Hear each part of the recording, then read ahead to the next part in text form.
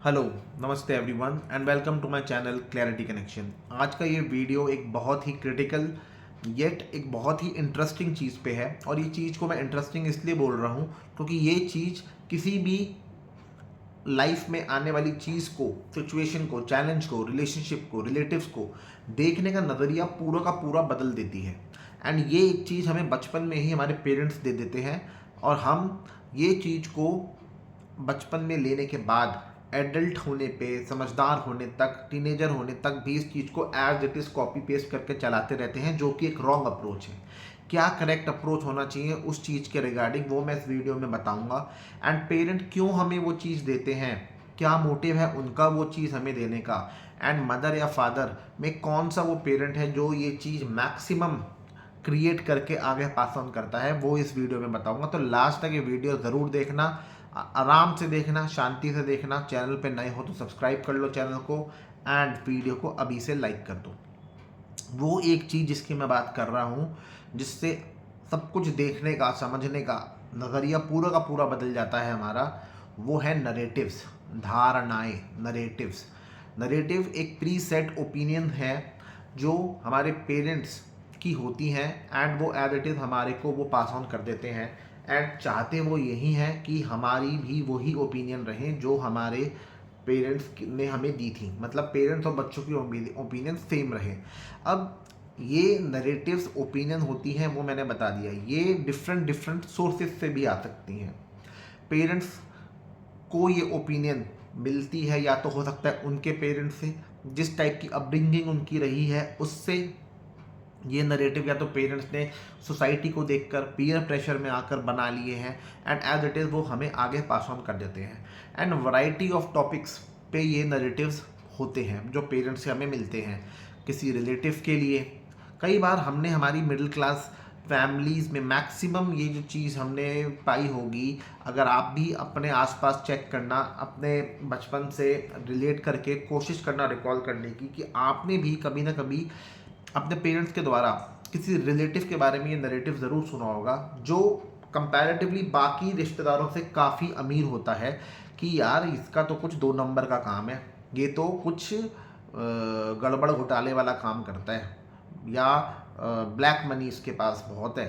ठीक है, इस टाइप का नरेटिव सुनने में आया होगा कि यार ये तो स्टॉक मार्केट में सट्टेबाजी करता है, ठीक है, ट्रेडिंग करता है, तो स्टॉक ट्रेडिंग करता है, सट्टेबाज है। इस टाइप का रिलेटिव मतलब इस टाइप का नरेटिव उस रिलेटिव के लिए आपने कभी ना कभी ज़रूर सुना होगा। फिर पेरेंट्स हमें पैसों को लेके भी कई नरेटिव्स देते हैं कि पैसा तो बहुत बुरी चीज़ है और पैसा तो अपनों को अपनों से दूर करता है, रिश्तों को तोड़वा देता है पैसा। पर साइलेंटली अंदर ही अंदर सब के मन में क्या होता है, पैसा मिल जाए और पैसा हमें कहीं से मिल जाए। हाँ, तो हम चेज अंदर से पैसे को ही कर रहे हैं, पर हम ऑन द फेस जो नरेटिव सेट कर रहे हैं वो क्या कर रहे हैं कि पैसा बहुत बुरी चीज़ है। इसी टाइप से नरेटिव होते हैं एजुकेशन के अराउंड। एजुकेशन की जैसे पढ़ोगे लिखोगे तो बनोगे नवाब एंड खेलोगे कूदोगे तो बनोगे खराब। ये स्टेटमेंट हमने हमारे बचपन में आज तक कभी ना कभी ज़रूर सुनी होगी। ठीक है, कि पढ़ाई लिखाई he is the way forward, और मतलब मेहनत करो, पढ़ाई करो, हार्ड वर्क करो, ये करो वो करो। अब आईआईटी आईआईएम इन इनमें एडमिशन कैसे मिले, वो पूरा रास्ता कवर करो और वो हार्ड वर्क करके इन जगहों पे एडमिशन लो। अब भाई आईआईटी आईआईएम आज की डेट में चार पांच तो रहने गए हैं, वो भी कितने सारे बन गए हैं। तो इनकी भी इम्पोर्टेंस उतनी नहीं है जो वो पांच ओरिजिनल आईआईटी आईआईएम्स की थी। ठीक है, अब आईआईटी इतने हैं, आईआईएम इतने हैं, अब आईआईएम आप अहमदाबाद वाला भी अपने आप को एक्स आईआईएम बोलता है। ठीक है, जो आईआईएम रोहतक वाला है वो भी अपने आप को आईआईएम बोलता है। अब आईआईएम दोनों आईआईएम है, पर दोनों की क्या वैल्यू एक सी है, दोनों की प्लेसमेंट क्वालिटी क्या एक सी है, दोनों के जो पैकेजेस लगते हैं वो क्या एक से हैं, तो वो नहीं है। तो एक ये नरेटिव जो पहले से ही सेट हुआ हुआ है ये, क्योंकि आज इतने आईआईएम्स इतने आईआईटीज हो गए हैं तो अब ये उतना होल्ड ट्रू आज के टाइम पे नहीं करता। पर ये क्योंकि चले आ रहे हैं, ये ऐसे ही हमारे को आगे एजुकेशन से रिलेटेड पास ऑन हमें भी होके मिल जाते हैं। फिर फाइनेंस से रिलेटेड, इन्वेस्टमेंट से रिलेटेड, सेविंग से रिलेटेड। अब पेरेंट्स का, खासतौर से फादर्स का जब बच्चे को कोई रियल एस्टेट लेनी होती है एंड बच्चा जो जॉब में है, वाइट में, मतलब उसकी सारी सैलरी इनकम है और उसको लोन लेना है, तो उसका सारा पैसा अकाउंट में आता है, उसके पास इस कलर का कोई भी पैसा नहीं है। पर पेरेंट, वो फादर का क्या रिलेटिव है कि यार प्लॉट ले लो, ज़मीन तो अपनी होती है, फ्लैट में ना ज़मीन अपनी ना आसमान अपना। पर फादर ये नहीं समझ रहे कि फ्लैट में जिस अमाउंट की रजिस्ट्री होगी वो अमाउंट एक्चुअल टोटल अमाउंट से कितना कम होता है, ठीक है। और वो अमाउंट भी जो होता है ना, उसका भी 70 से 75-80% ही लोन मिलता है, उसके अलावा लोन नहीं मिलता। तो बच्चा बाकी का अमाउंट जो इस कलर का है, भले ही आप थोड़ा कंट्रीब्यूशन कर भी दोगे, बावजूद इसके जो बैलेंस अमाउंट जो इस कलर का है वो कहाँ से लाएगा? वो सैलरी इनकम से नहीं निकाल सकता। सिमिलरली बच्चा ये कहता है कि भाई मुझे तो फ्लैट ज़्यादा सूटेबल है, लोन मिल जाएगा आराम से, और कोई इसमें इस कंपोनेंट का कोई रोल नहीं है, तो वो कहता है। पर नरेटिव जो फादर हैं वो एज इट इज़ चाहते हैं कि बच्चा एज इट इज़ वो चीज़ को फॉलो करे। और पेरेंट्स ये क्यों चाहते हैं, ये जितने भी नरेटिव्स होते हैं जो पेरेंट्स बच्चों को देते हैं, पेरेंट्स क्यों चाहते हैं बच्चा फॉलो करे? वो इसलिए, पेरेंट्स का भी इसमें मोटिव ये होता है कि पेरेंट्स ये चाहते हैं कि बच्चों पे कंट्रोल मेंटेन रहेगा। बच्चे जैसा वो दिखाना चाहते हैं वैसा ही देखेंगे। जिस रिश्तेदार को पेरेंट्स बुरा बोलेंगे वो बच्चों के लिए भी बुरा, जिस चीज़ को पेरेंट्स बुरा बोलेंगे वो बच्चों के लिए भी बुरे।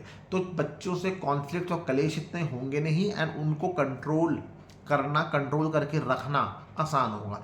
सो ये मोटिव एक पेरेंट्स का भी रहता है। अब इसमें पॉइंट आता है कि एक नरेटिव दे तो दिए जाते हैं, नरेटिव वर्क कैसे करते हैं?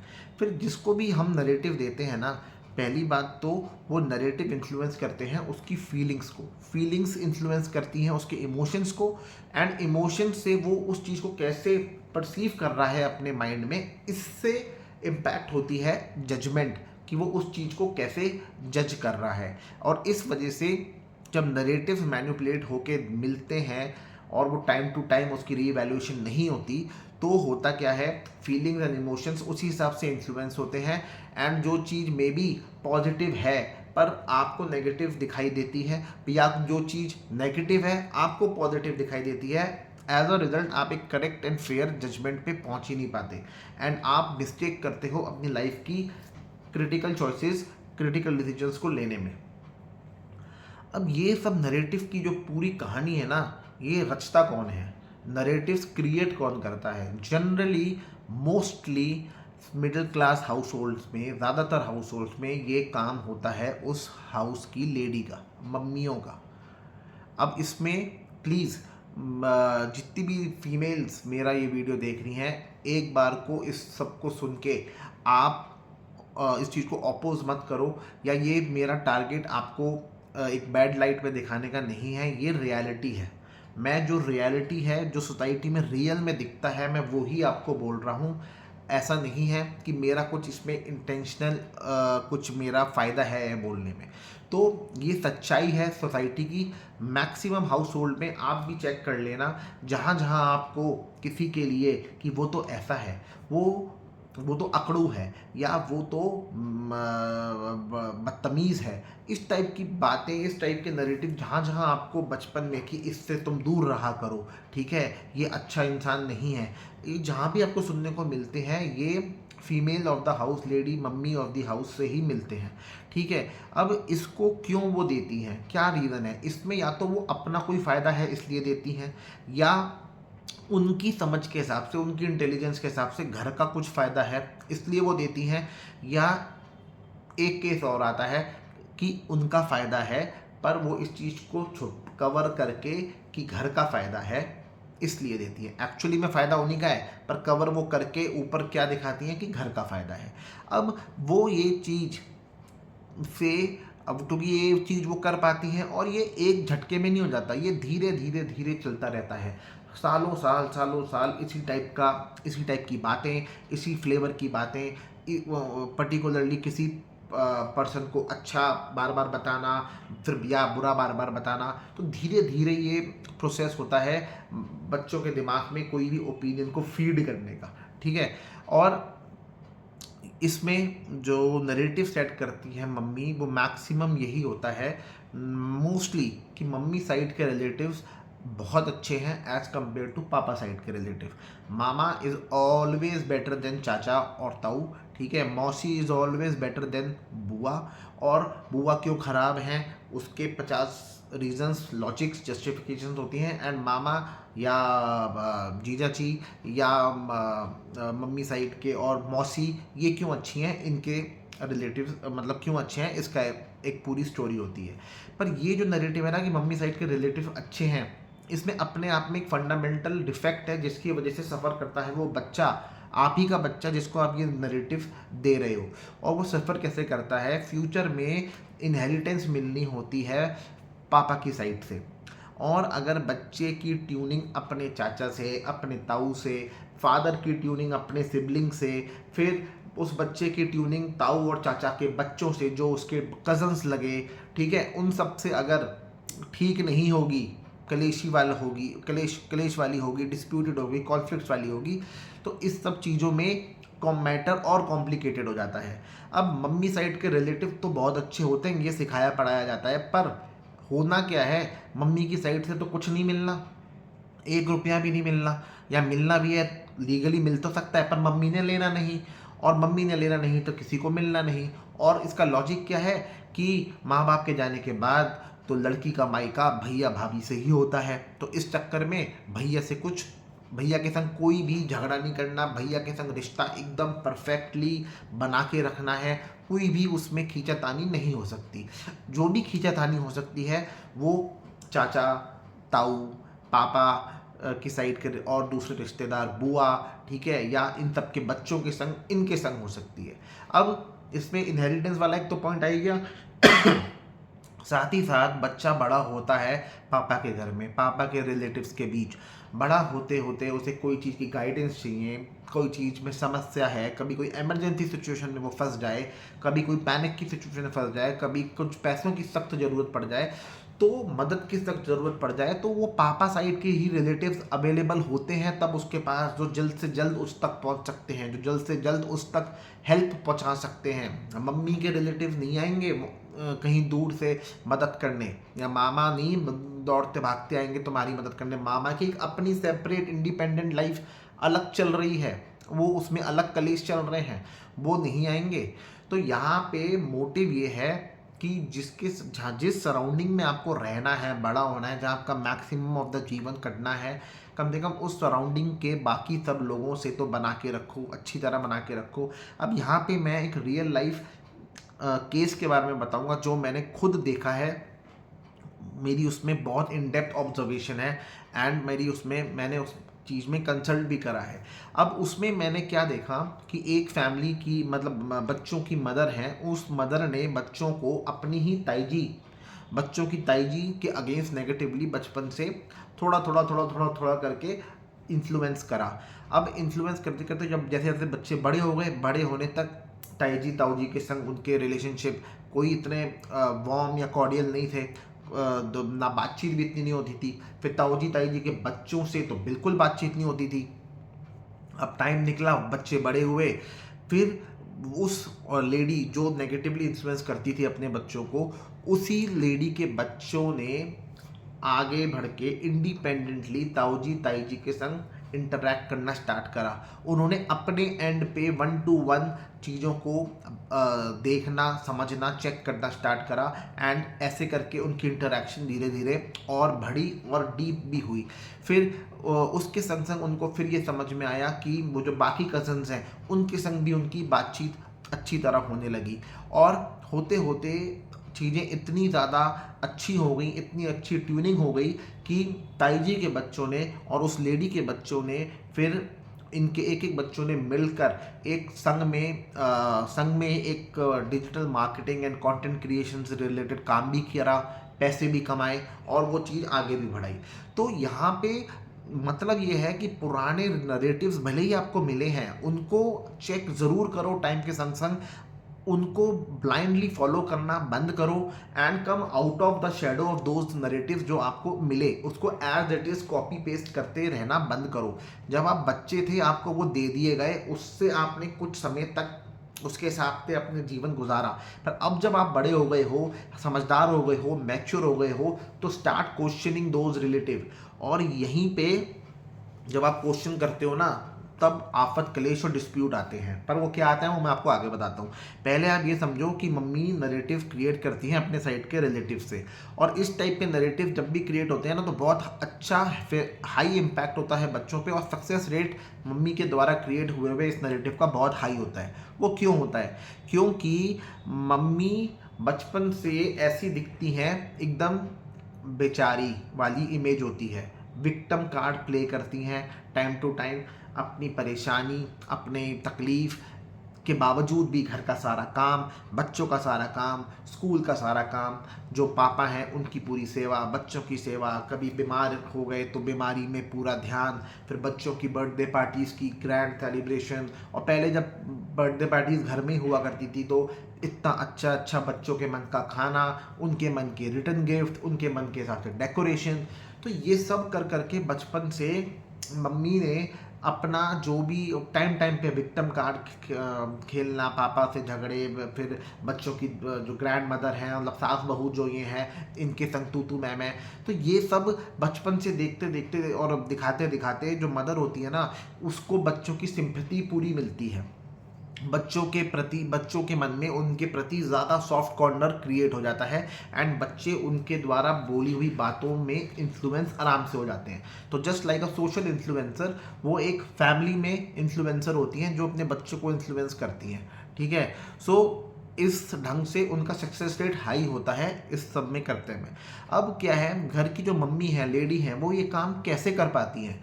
वो क्यों इस पोजीशन में होती हैं कि वो इस चीज़ को सेट कर सकें? वो इसलिए इस पोजीशन में होती हैं कि मम्मी आती हैं शादी के बाद पापा के घर में, एंड जो वो लेडी होती है वो अपने हस्बैंड की के बारे में, उसकी फैमिली के बाकी मेंबर्स के बारे में, उसके सिबलिंग्स के बारे में एक एक चीज़ over the period of time पता उसको हो जाता है। इन एंड आउट क्या है सब पता हो जाता है, अंदर की बात, बाहर की बात, कौन ये कौन वो, सब पता लग जाता है।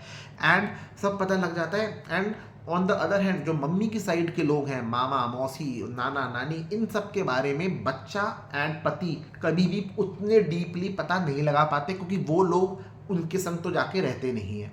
सो अब वो मम्मी मामा के बारे में, मौसी के बारे में, नाना नानी के बारे में जो भी बच्चों को बोलेगी, बच्चे चेक तो कर नहीं सकते, तो वो चेक कर नहीं सकते, तो वो जो बोलेंगी, जो वो दिखाएंगी, जितनी वो चीज़ें, जो जो चीज़ें हाईलाइट करेंगी, बच्चे उन्हीं उसी हिसाब से अपने दिमाग में वैसा ही इंप्रेशन क्रिएट कर लेंगे मम्मी के साइड के रिलेटिव्स का, और जो पॉजिटिव ही होगा। And on the other hand वो बच्चों को दिखाएंगी पापा साइड के रिलेटिव्स में ये डिफेक्ट है, ये खराब है, चाचा ऐसे हैं, बुआ वैसी हैं, ताऊ ऐसे हैं, एंड बच्चे क्योंकि वो छोटे हैं वो उस चीज़ को बिलीव कर लेंगे, क्योंकि मम्मी के संग उनकी पूरी सिंपैथी है। तो यहाँ पे क्या है, बच्चों को यहाँ तो फर्स्ट ऑफ ऑल मदर जो है इस वजह से सक्सेसफुली इस चीज़ को करने में सफल होती हैं। अब मम्मियों को बचपन से कई नैरेटिव सेट करती हैं, लड़कों को बोलती हैं लड़कियों के चक्कर में मत पड़ना और ये मत करना। जब इतनी ज्ञानी है मम्मियाँ, तो वो सब की सब मम्मियाँ 60 साल की उम्र में, 65 साल की उम्र में इतनी मिजरेबल हाल में है क्यों? इतना ज्ञान जब है आपको कि बच्चों को आप समझा रही हो कि ये खराब है, वो रिश्तेदार बुरा है, वो रिश्तेदार अमीर है तो वो 2 नंबर का काम करता है, या तुम लड़कियों के चक्कर में मत पड़ना। अब बच्चा बड़ा हो गया, लड़का बड़ा हो गया, तो वो लड़की के चक्कर में पड़ सकता है, पर नहीं, फिर भी मत पड़ना। फिर उसकी जॉब लग गई, ये लग गई, शादी लायक हो गया, फिर भी वो शादी के लिए लड़की नहीं खुद ढूंढ पा रहा। एंड मदर को अपने हिसाब से जैसी आदर्श बहू चाहिए वैसी लड़की मिल नहीं रही, तो फिर यहीं पे प्रॉब्लम अटकी हुई है। सो इतना ज्ञानी अगर आप हो और फिर भी आप मिजरेबल हो, तो उसका रीज़न यही है कि you are sticking to the old narratives and you are not updating with the time, you are not changing those narrative. So अब ये जो ज्ञान आपको वक्त के संग संग रैपिडली चेंजिंग एनवायरनमेंट के संग संग चेंज करना चाहिए। अब जो एजुकेशन से रिलेटेड हम नैरेटिव पहले देते थे कि पढ़ोगे लिखोगे तो बनोगे नवाब, खेलोगे कूदोगे बनोगे खराब, तो आईआईटी आईआईएम ये सब जो हमने सेट किए हुए हैं, आज की डेट में क्या सिनेरियो उतना फेवरेबल आपको दिखता है इसके लिए? जिस हिसाब से पेपर लीक हो रहे हैं, सीबीएसई में रीवैल्यूएशन के पंगे हैं, अनएम्प्लॉयमेंट है, तो बच्चों को आप आज की डेट में कन्वेंशनली उन्हीं पाथ को फॉलो करने के लिए कैसे कह सकते हो? Today you have to be open for new areas of study, working and earning money. अगर आप आज भी अपने माइंड को बंद करके वही 4-5 चीज़ों के लिए, IIT, IIM, IAS, सिर्फ इसी के लिए अपने बच्चों को दौड़ाते रहोगे, भगाते रहोगे, और इनकी वैकेंसी टाइम के संग संग बढ़ी नहीं जितने लोगों ने अप्लाई करना जितना बढ़ गया है, तो व्हाट आर द चांसेस। और नए एरियाज जो अभी जो अपकमिंग हैं, जिनमें ब्लू ओशन अपॉर्चुनिटी है, वो आप कंप्लीटली इग्नोर करके रख रहे हो। तो यहाँ पे नरेटिव्स ओल्ड पे स्टिक होने से इम्पैक्ट हो रहे हैं बच्चों की प्रोग्रेस, बच्चों की फ्यूचर लाइफ। अब तो करेक्ट अप्रोच क्या है? अब यहाँ पे करेक्ट अप्रोच उन बच्चों के लिए है कि जब आप बड़े हो जाते हो, अपनी समझ, अपनी मैच्योरिटी आ जाती है, तो स्टार्ट क्वेश्चनिंग दोज नरेटिव। जो भी रिलेटिव के लिए पेरेंट्स ने जो भी पहले बताया था, आज चेक करो बचपन से लेके आज तक ये जो टाइम है, इस टाइम में उस रिलेटिव की जर्नी कैसी रही है, कैसा वो रिलेटिव सक्सीड किया है, क्या उसकी पोजीशन है, क्या उसका स्टैंडर्ड है, कैसी उसकी फैमिली में उसके बच्चों का हाल है, उसके बच्चे क्या कर रहे हैं, बच्चों ने आगे कितनी सक्सेस पाई है। तो ये सब चेक करके मैच करो उन बातों के संग जो आपके पेरेंट्स ने आपको बोली। अब आपके सब उसी, मैं लेडी की बात कर रहा हूँ जिस लेडी ने बच्चों को उनकी ताई जी के अगेंस्ट भड़काया था या नेगेटिवली बोला था कि बचपन में जो बोला, बच्चे एज इट इज़ बड़े होने तक वो चीज़ फॉलो करी, पर बड़े होने पे बच्चों को ये नज़र आया कि ताई जी, क्योंकि ताऊ जी एक टाइम पे एक्सपायर हो गए थे, तो ताई जी ने, लेकिन अंत तक ताई जी ने अपनी मतलब 60-70 की एज तक अपने आप को फाइनेंशियली इंडिपेंडेंट बना लिया, अपने नाम पे 3-4 प्रॉपर्टीज ले ली, अकेले वो रहती हैं। तीनों जो उनकी बच्चे थे वो बेटियां थीं, तो तीनों की शादी हो गई। वो अपने आप को अकेले ही मतलब पूरा अपना लाइफ चलाती हैं, सब चीज़ों को अकेले मैनेज करती हैं, अपनी प्रॉपर्टीज़ को रेंट पे देना, फिर उनसे रेंट कलेक्ट करना, अपना घर का खर्चा चलाना। तो इस सब अच्छी चीज़ों से ये सब रिश्तेदार ने ये जो करा, इन सब से आप अपनी लाइफ के लिए भी तो लर्निंग ले सकते हो। वो अमीर रिश्तेदार जिसने स्टॉक मार्केट पे, जिसको बोला जाता है कि ये तो सट्टा खेलता है, पर कंसिस्टेंटली इतने सालों तक अगर वो सट्टा ही खेल रहा है, पर इतना कंसिस्टेंटली वो परफॉर्म कर रहा है, और उसका सट्टा ही हो अगर वो भले ही, पर फिर भी उसकी लाइफ का स्टैंडर्ड, उसके लिविंग स्टैंडर्ड, उसके बच्चों की पढ़ाई लिखाई का स्टैंडर्ड वो टाइम के संग संग कितना बढ़ा, तो वो 100% सट्टा नहीं हो सकता। क्योंकि सट्टा एक बार चल जाएगा, 2 बार चल जाएगा, 3 बार चल जाएगा, हाँ, वो जिंदगी भर नहीं चल सकता, जिंदगी उस पर सस्टेन नहीं की जा सकती।